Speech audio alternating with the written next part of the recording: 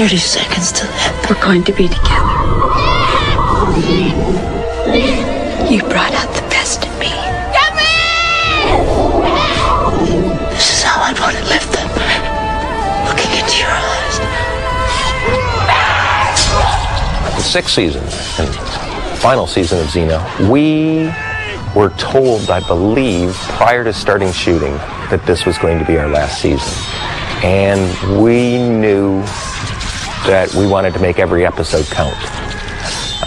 So we went out of our way to not so much get an overall arc, because we said, we're not going to do that. Did a couple things. No more stupid bad comedies, like Fish Sticks, whether it's stupid and bad, but really want to cut back on the comedies. Don't want to deal with the gods as much, especially since we had whacked them all. And do some funner, more things that we traditionally thought of Xena as adventure shows, action adventures. So even though, so there wasn't an overall plan. At the beginning we knew, at the end we were going to do, we kind of knew where we were going to end the series. We debated until the very last minute how it would end.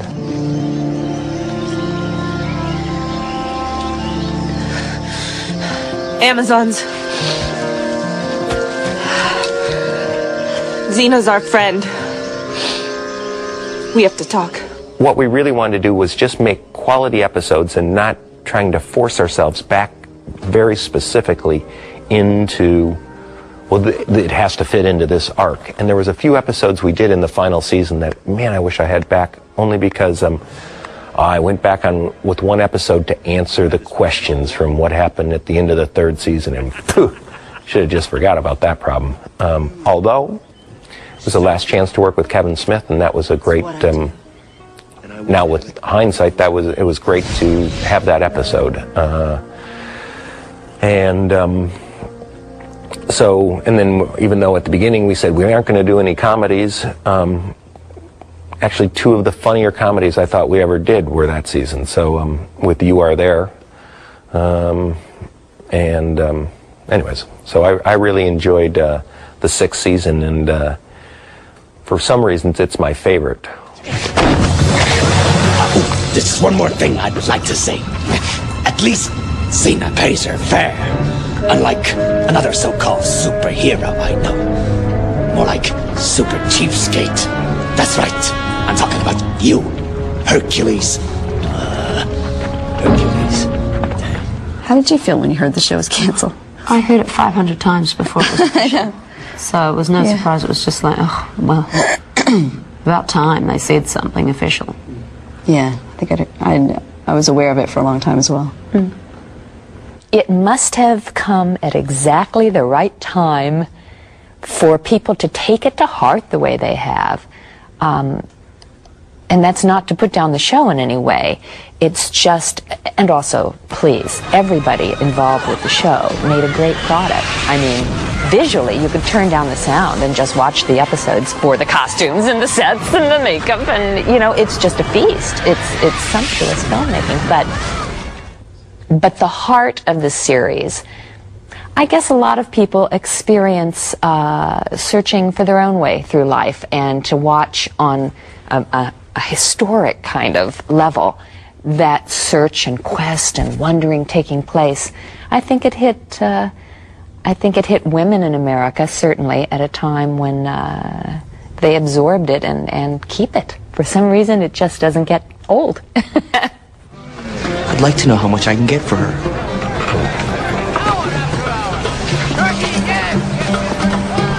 Very nice. Very nice.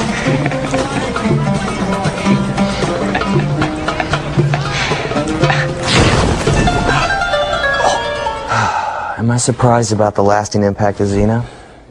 Not at all. It has just an incredible cult following. I mean, shoot, sometimes late at night myself I put on my little Xena dress and have my sword, and I'm like, yeah. No, I'm not surprised at all. I mean, I still get people to this day that will ask me if I'm at the gym or if I'm just wherever. Were you Virgil? They question it more now. Yeah, I mean, because it's been such a long time, they're not as confident as when you're on air and they're seeing it on a week-to-week basis. You know, they're a little bit more, did you play Virgil? And it's like, yes, I did. And that just shocks me. I mean, after, you know, several years, you think that as an actor, you move on, you cherish and always embrace those roles. But, you know, it's part of life. You have to look for that next job. And the fans have just been so loyal, so dedicated, even at the conventions. I mean, they still get great response at the conventions, and it's unbelievable.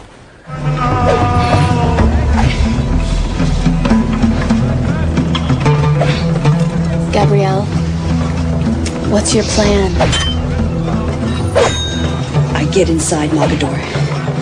I kill Gurkhan, and I bring Sarah back.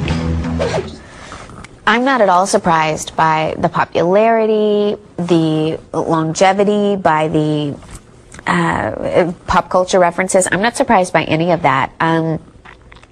Once you start to think about the series and realize the impact, I mean, I think it deserves so much credit. Having such strong female characters, the fighting, just the attention to detail in everything from costume design. I mean, it was just so brilliantly executed, just beautifully done. And I'm not surprised at all. I mean, it's a show that is funny, has a great sense of humor, so self-deprecating. It's a series that's gorgeous to watch. I mean, my God, every time you see a sweeping shot of anything in New Zealand, you're just, you know, it's breathtaking. It's such a beautiful place. The adventures are so fun. The heart and soul still exists. I mean, it's one of the few shows that I think has such a great balance of fun, funny, and that real drama. You know, it had such huge themes that it was dealing with that absolutely I can see why people still love it, still, you know, love being able to watch it and are able to, you know, look back fondly or just tune in and still be entertained, you know, just by reruns. I love that. But no, I'm not particularly surprised. I fully expected it. And I'm so proud to have been part of something that people loved that much. When we were doing the series, I was convinced we were doing a classic that would be remembered forever. You know, absolutely, I was just completely into that. I was thinking this is something special people will be watching in 50 years.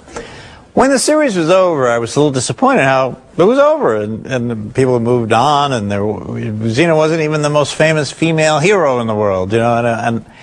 But as the years have gone by, I think my expectation of an eternal life for the series Xena is beginning to show. Its success on Oxygen, and believe me, that show does very well for that network, and it's.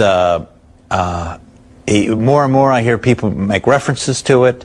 It was mentioned in an article about classic television I just saw recently, and I think ultimately what I hope for it being perceived as one of the great classic television shows will be fulfilled in the future.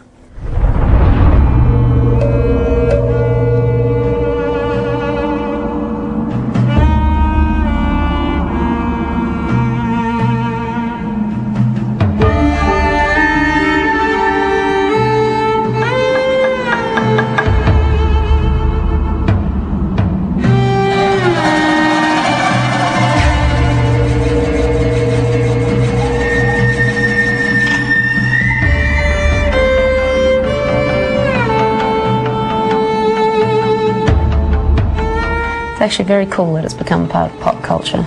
I don't think anybody would have foreseen that. No. It just came along at the right time and spawned lots of, not look-alike shows, but, you know, female action heroes, and that's always a good thing. One of the things that really was remarkable with Xena, and to a lesser degree with Hercules, is they actually touched people, affected their lives, made them happy or sad, or helped them want to write or do something to, and you never that, you never planned for that, and the fact that that happened, and to this day, 3 years after the show has ended, people are still interested in it. That's something that money can't buy, and it's I'm glad for it, and I'm glad that the people have found some way through these shows to make minor improvements in their lives, or to be a little happier with their lot in life. So, you know, Lucy, a week ago, visits with Make-A-Wish Foundation children, and that continues on and on and on. And so I'm glad that it's had that positive impact. But it's not something you could ever plan or want to do. It's not in the Bible of a show.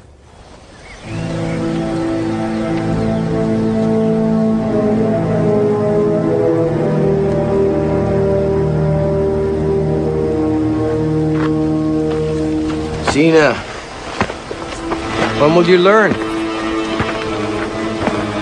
I've already beaten you twice. It's once. But who's counting? I don't want to take a lot of credit for something that maybe the series doesn't deserve, but in my mind, certainly so. You know, you can look at Wonder Woman and stuff, but that she still seemed a little girly for a Wonder Woman. There was nothing girly about Xena, and I think it was with utter relief that women turned to look at her and went, yes, wouldn't I love to be able to do that in my real life? Wouldn't I love to punch my boss and kick this? Which, you know what I'm saying? I think it happened at a time when women were embracing that kind of freedom. Xena kind of paved the way for these action women. Look at Jennifer Garner on Alias. She kicks butt with the best of them, and I think, now I should take something back. Emma Peel on The Avengers.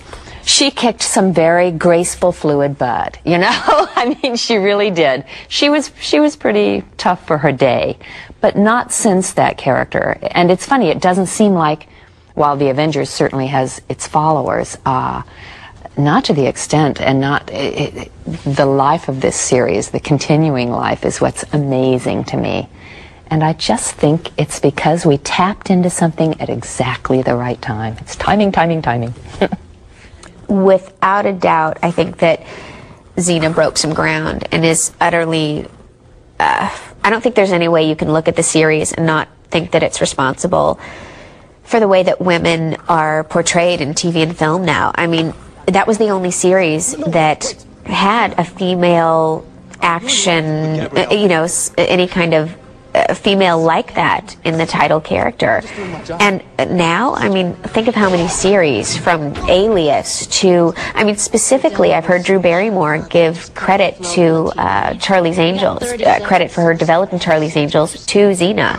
That, you know, she doesn't think that it would have happened if it wasn't for Xena. That just showing people that an international audience can embrace a character like that, because it's unique and different, and it's so not a victim role for a female. It's someone who's empowered and changing history. And absolutely, I think that just how popular it was, how much people liked it, I think it's had a huge impact, more than we ever realized at the time.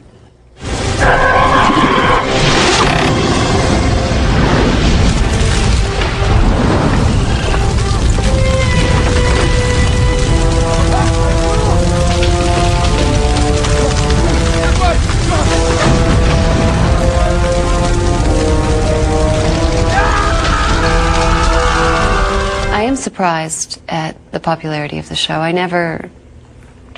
And when I got the show, I had no idea it would be as big as it is. It's much bigger than I could possibly imagine or have hoped for. I am not surprised, though, that it's stuck so long, even though it's been off the air for 3 years. There was something very magical about that show. I mean, the writers, the way it all fell together, it was a very special show. And I think it has influenced. It's definitely influenced television. No, I'm sure even movies, that women are more warriors, more warrior-esque, more fighting, more action.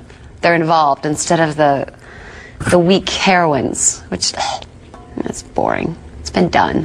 When we first wanted to do Xena, Sid Sheinberg, who was running Universal at the time, really said Hercules is where we should be. You concentrate your effort. He said, I did Bionic Woman. It had no value in syndication after its initial run. He said, female action heroes just don't traditionally work. And for the most part, up until that time, besides Cagney and Lacey and Charlie's Angels, no one was doing female action heroes. And it was a very tough sell to station groups that that this would work. And it was only that it was so solidly a companion piece to Hercules, and that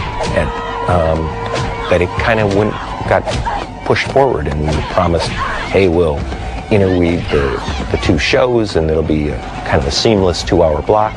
And with that, people were willing to take the flyer, but it really paved the groundwork for future female action shows. And now nobody thinks about it. Alias and 10,000 other female action shows come on, and you can go in and pitch those, and people won't say, hey, those never work.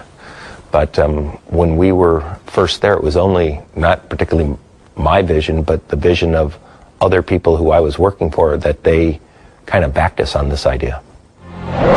Down there, hurry up. Xena! Are you all right? Couldn't be better.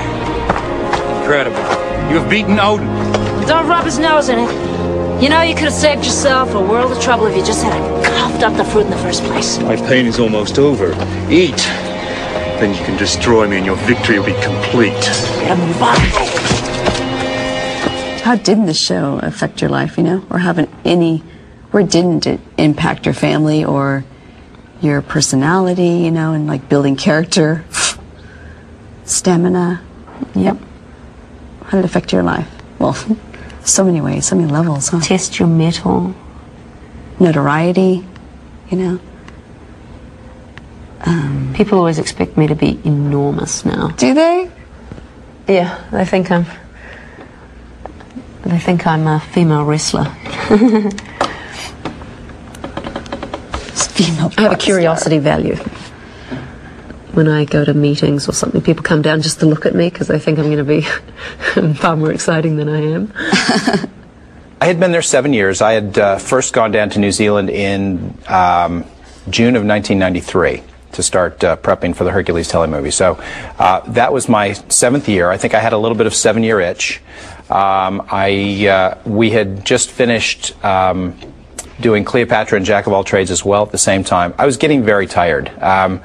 I had just shy of 300 hours of television under my belt in 7 years, and as most people can tell you, that's a lot to... That's a lot of TV. It's a lot of TV. So I think it was just... I knew that I had to break, and because our Xena season and our Cleo and Jack season ran at completely different times, it wasn't like earlier when Hercules and Xena would both start in April and sort of finish in February, and there was a clear-cut place. So I had a discussion with Rob and said, look, I think I need to go for my own sanity, and let's pick a time that is going to be the most convenient. And so he was wonderfully supportive, and so I basically gave 6 months notice from January 1st through June 30th. So even though we knew that we were going to be into the season of Xena, Cleo and Jack had just finished, so at least one of our shows, which was the one that needed probably much more care and attention at the time because it was a brand new show. Both of them were brand new shows, and we were trying the half-hour format and a lot of things that were new. It felt like that was the best time for me to make my break, and knowing that Chloe Smith was going to be there, leaving it in incredibly capable hands, you know, it was a machine that was running itself almost at the time.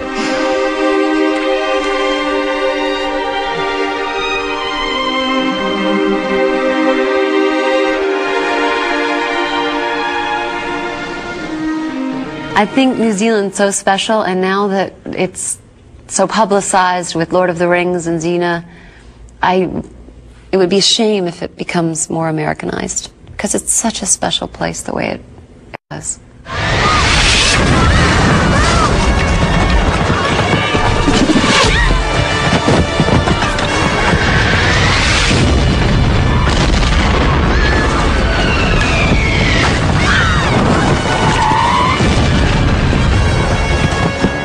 I knew one day Xena was going to come to an end, and when that day came, I wasn't surprised, and it didn't pull the rug out from under my feet. It really spurred, certainly me, and I think RJ at that time, and Lucy and Renee to go, we want to make this the best in that we possibly can, and perhaps at times we tried too hard.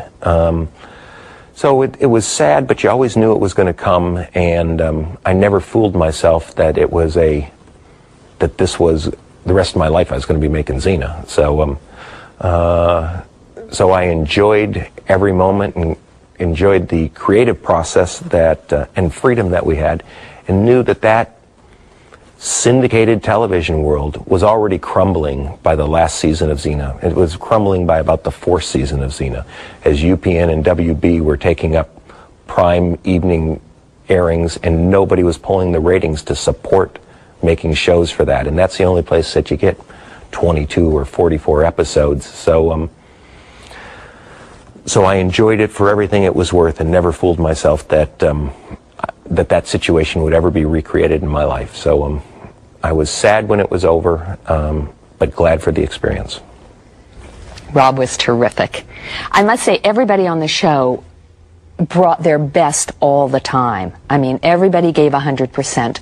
And I think, again, it was the show itself that engendered such loyalty and such willingness to go 110%. In conditions that were often, you know, pretty dreadful. Yeah, and Rob, I mean, quite honestly, Rob was Xena. He carried the vision of that world in his head and knew what he wanted. And I hope we gave it to him. We sure had fun trying. Do you have any regrets about scenes you wanted to have done differently, or? Yeah, oh, well, one that comes to mind, I'm sure there are many. The scene in Who's Gurkhan, now that it's fresh in my mind, coming out of the house with the rainstorm and the lightning. I remember we were supposed to react to the lightning and the rainstorm, and I'm marching out of the house and I'm talking about, you know, the blood and the bloodlust. It was very Shakespearean. Don't you remember that? Oh, that scene, yeah. Yeah, that scene. I just remember it being so over the top. You know, I know Michael loved it, but because Michael's a Shakespearean actor. Yeah, he likes the commitment to the drama. So she was like doing Greek acting. No, I was committed. I was there for you, Michael. We had a good laugh about that. We did. I still do. Abyss was my last episode of the show, and I had no clue it was going to be my last. What had actually happened was they had asked me, there was a possibility that I was going to come back and do more, but I had finished up the Abyss, had auditioned for something else, another series, and wound up getting the other series, and it started almost immediately. So I couldn't go back and do Xena again because I was locked under contract for this other series, and it made me kind of sad because I never got a chance to go back and say goodbye. I mean, the first chance that I saw everybody was at a convention, and it was sort of awkward because I thought, you know, here I'll be back, you know, within a month, and it never happened. I mean, they checked my availability 2 or 3 different times, and it just never could work out because I was up in Vancouver filming for, you know, sometimes 6 to 8 weeks straight, and I could not get back over to New Zealand, and it really bummed me out because I would have liked to have tied up all the loose ends with Virgil, put some sort of ending to the character instead of just kind of like, yeah, what happened? He was there, he's never been mentioned again. So, you know, that would have been nice.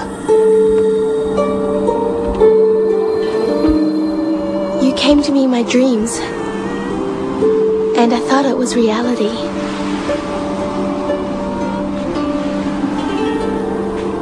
Now you come to me in reality.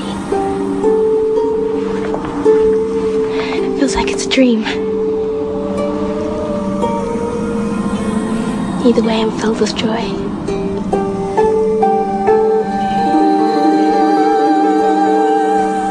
Was it hard to leave? Yeah. It was very hard to leave after 7 years. I remember getting off the plane for the first time by myself in New Zealand, and I had been scouting for Hercules, investigating all over the world where we should take this. And I remember getting off the plane in New Zealand for the first time, and within about 6 hours, I felt that if given the chance, this would be the perfect place to make this television series. And always felt a real affinity to the people and to the project and everything else. So leaving after 7 years, something that you sort of, build from scratch, is very difficult. Yeah, and it was. I mean, it was an amazing. It was a community, that you really built, and then it just kept growing and growing because it was at one point we had Hercules, Xena, and Young Hercules going all at the same time, and we were even doing projects on the hiatus, and then Cleopatra, and it was a machine that was sort of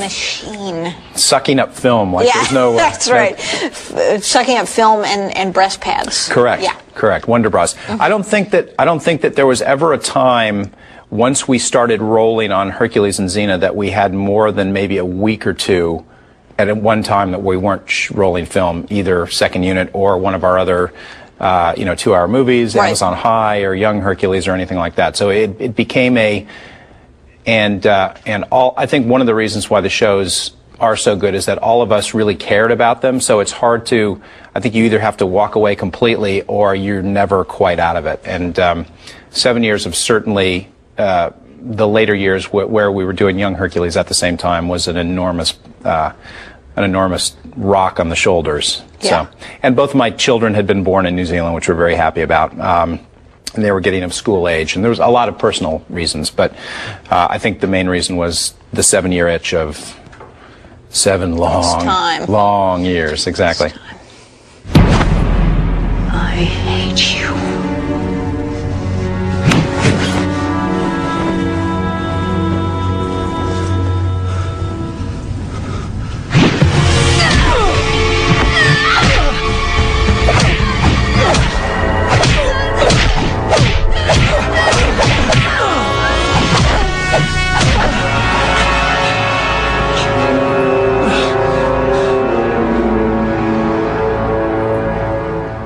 Who's Gurkhan? That was a cool episode because it was one of those times where you saw the hero of a show do something so unspeakably awful and unexpected at the end when she walks away from Gurkhan, having murdered him.